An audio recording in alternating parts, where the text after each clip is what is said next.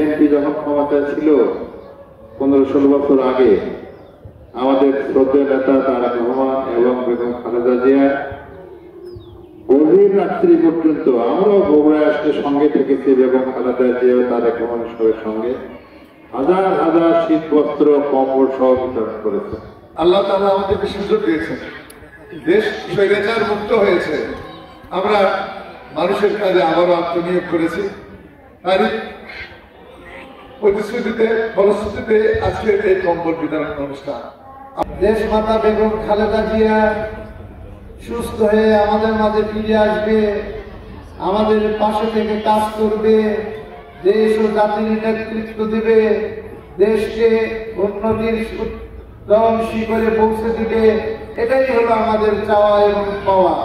বেগম জিয়া সুস্থতার কামনার জন্য করে নিয়ে আল্লাহ এই দোয়ার ইন্তজাম করেছে। গরিবদের মাঝে যে বস্ত্র বিতরণ করতেছে উদ্দেশ্য একটা, আল্লাহ এই বাংলার জমিনে আবার বেগম খালেদাকে সরকার হিসেবে দেখতে চায়। দেশ নায়ক তারেক রহমানকে আমাদের পাশে চায়। গরিব দুঃখী সবার একের মুখের ভাষা রব্বুল আলামিন বাংলার জমিনকে হেফাজতের জন্য বিশেষ করে তারেক রহমানকে এই বাংলার জমিনে কবুল করেন, আবার ফিরে নিয়ে আসে।